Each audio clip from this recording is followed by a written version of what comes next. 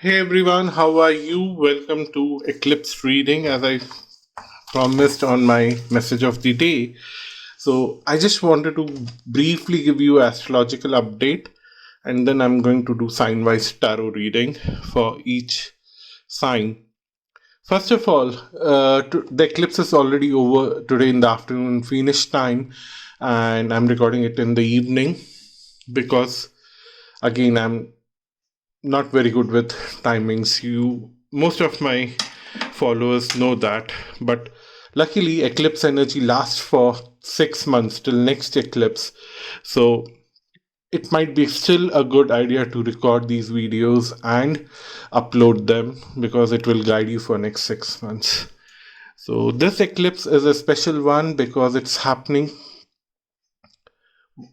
after 580 years. This is eclipse where the eclipse lasts for very long because the distance between Earth and Moon is way too much. Because of that, the eclipse time lasts for very long, and that's why it brings different kind of changes in different people's uh, life. Anyhow, eclipse is a very and this one is a full eclipse also. So I've just noted the position of few prominent planets that are playing an important role. Of course, Sun, Moon, Rahu, and Ketu, they play a very important role in any eclipse. But then in today's eclipse, we have Venus, Jupiter, and Saturn also making some kind of contribution based on what I have observed. I know there are different astrologers who would differ from me, but this is my interpretation. So, when I'm talking about astrology, I'm talking more about a generic view of how humans on a global level and institutions on global level would be acting and reacting because of this eclipse energy. So, first of all, it's a test for humans like each individual like you and me. How perfect are we in controlling our senses, and how much are we running after our sensual pleasures? And it could be anything. Don't judge yourself, don't judge anyone for that matter. And I don't expect you to just leave all your sensual pleasures for next 6 months. I just want you to be aware of your sensual pleasures because no one can stop them, and it's stupid to stop them because it will mess up with your brain. But then it says that you should be aware when to stop getting into sensual pleasure and when to continue with your sensual pleasure. If you are aware of that, it's good. It's a kind of test of that. So those who are able to stop their sensual pleasures at the right time, like do not overindulge into them, Rahu is actually going to give them a lot of blessings to move forward in life, and that's where a lot of blessings are going to come in for individuals on a global level. And I'm seeing that people would lose trust on institutions and follow their own patterns. They will understand how their body is acting and reacting to various things, and they will start following their own pattern rather than trusting institutions like medical institutions and all those things who are putting you under a lot of medications, unnecessary things, just to keep the money flowing. And you would actually deal with that in a long run, and you'll see that governments would find themselves a bit of struggling. Intergovernmental relations, like one country's relationship with another, it's it's already being observed, and it's going to be even more stressful in next 6 months. So that won't be a surprise. And only thing that I'm scared about is that um, there could be a severe cold war kind of situation or even a war kind of situation, but I don't see the actual war happening in next 6 months. But people would be speculating worse during this time. And on the other hand, Ketu is constantly reminding of the past, like the past of First World War and Second World War, and asking you to control your senses, because anger is also a form of sensual expression, and that's where government officials and the politicians need to control. So the Ketu is constantly reminding that don't indulge into the stupid sensual behavior. And I don't know from where I've learned this word stupid. I've been using that for last few weeks a lot. I've noticed that. So if it's annoying, I'm sorry. I somehow feel little annoyed because I don't like to use such words, but I've picked it up from somewhere and I still can't figure out the source of that. But anyhow, coming back to Ketu, what Ketu is doing is trying to remind you of the past, that past was horrible. Don't repeat that horror again. And that's where you have to be careful. Venus, on the other hand, is bringing very good harmony for relationships. If you are into relationships, suddenly you will recognize your partner as very charming, very caring, and you could see all the positive aspects. It's not that they don't have negative aspects, but the positive aspects would be larger than life, and you would be attracted towards that, and that will end up resolving a lot of problems. If you had some kind of stress in your relationship, you will see that you and your partner are now suddenly seeing each other's positive sides, and you are getting closer and closer. And by the time the eclipse energy ends after 6 months, you will realize that the negative things are very minor things and they don't even matter. So that's a very good blessing on individual relationships, but on a governmental level, relationships are bad. Moving on to Jupiter and Saturn. Jupiter and Saturn had a very tricky role in last 2 years, and with the corona and all those stuff, they were quite influencer in the sky. And many astrologers have spoken about that, so I won't get into what they have been doing in the sky, how they're influencing us, but what I'm going to talk about is what they're going to do in future. On one hand, Saturn now is trying to move the consciousness beyond this time and space where there's a lot of suffering and there's a lot of pain, and giving hopes to people to see things beyond here. So a lot of extraterrestrial things may happen on a larger level, which you and I may not notice very well, but there would be a larger energy shift on a global level where common people would be trying to move away from this crisis, and they would try to forget and resolve things and move on with their lives. But then always Saturn and Sun are in always a tight rift. So Sun represents governments, and Saturn represents common people. Common people want to move on, but the governments is so rigid in their ego right now. That would be a problem, and that's where the tension would arrive, that the governments would find themselves alone. They would not find the support of their people. Governments would be like, and to create a crisis, you might see some governments doing some stupid things. Again, I'm using stupid, yeah.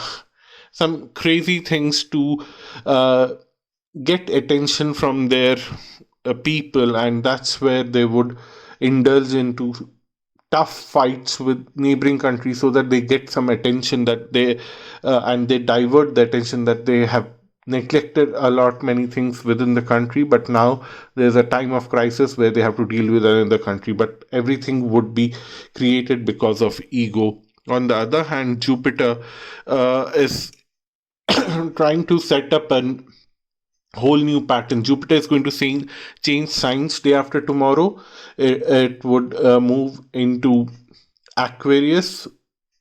It's already in Aquarius from tropical zodiac, but in sidereal zodiac, it's going to move in Aquarius, and where it will start bringing a new conversation. Let's create a new world where we don't need a lot of stress, where we don't need a lot of pressure, and that's where Saturn and Jupiter would change the equation and try to bring a new way of thinking where people are a little more comfortable about sharing things with each other and helping each other little more. Like if you see pre COVID situation, people were very independent. At least in bigger cities, you would see that nobody would know their neighbors. Nobody would stop for a minute to help someone on the sideway path or on the subways. People would be running after uh, God knows what. They were crazy. They were always late for something. But suddenly now you would see a bigger shift that people are don't want to live that kind of life. They don't want to be part of this rat race. So that's the astrological update for next 6 months based on what I'm observing from the present eclipse chart. And in future, if there would be something else, I would be very happy to update about that. And also, if you are listening to this line, it's a test if you have survived till here. Do you want science specific uh, detailed tarot or astrological or both reading for Jupiter moving to Aquarius? If you want that, please leave a comment. And if I get few comments, then I would definitely do that. But do those readings. But it would be little time from now, a week from now. It's actually moving on 21st of November, but I'll uh, post them before the month end because that transit lasts for 1 year, so it's worth it. If you are really interested in that, then it will guide you for next 1 year. Thank you so much for watching this video, and now you will have the tarot reading after this part. Thank you. Bye bye. Namaste. Hello, everyone. This is reading for the sign of Cancer for lunar and solar eclipse that is happening on 19th November and 28th, 4th of December. And let's see what the cards have to reveal. So, the very first card is Two of Pentacles. You are juggling between things and you are not sure what is the right path for you, so you are exploring two different paths at the same time, which could be disappointing for you. So be a little careful. That's what they are saying here. In next 6 months, your inner consciousness already knows what is right for you in terms of relationships, in terms of profession, whatever it is, especially about your materialistic life, in terms of uh, finances, your uh, tangible things at workplace, that you can totally count on this to ask for a raise or a physical partner whom you can actually have in your life. Times it happens that you are exploring a particular, out of any of these aspects, you're exploring few things in your mind and it doesn't happen in reality, and that's where the confusion is, and you are slowly moving away from this confusion from Three of Hearts, where you feel like, yes, I'm not having enough tangible things in my hand. You're moving away from that, and you are also trying to deal with this, your subconscious mind, which constantly bothers you, showing you the reality that you don't have a lot of things intangible that you are exploring on one side, and on the other side you have everything tangible which you can enjoy, cherish, and something. So your subconscious mind is pushing you towards the tangible things and trying to move away from the imagination, and that's where this movement is bringing some close creativity, and very quickly that will bring uh, someone new in your life that you have been always waiting for. It what the cards here are telling very straightforwardly, that start living your life to what is really observed in your physical space, and start enjoying that, and stop worrying about something that is beyond your control. And suddenly will see that everything that is beyond your control will start manifesting and coming, will get closer and closer to you, and you don't have to juggle between your mind space and your reality. That's what they're saying. So yeah, the card of success. Suddenly you'll see success is following your path. So next 6 months, I think it's a good thing. It starts with a very what kind very in Hindi the word is ajib. Someone can give me a translation of that if you are watching some Hindi speaker, but some kind of might be a good translation for ajib. Weird energy where you have been living a life in your imagination, and now this eclipse is forcing you to come out of that imagination and actually live that imagination in real life in your physical space. Wonderful.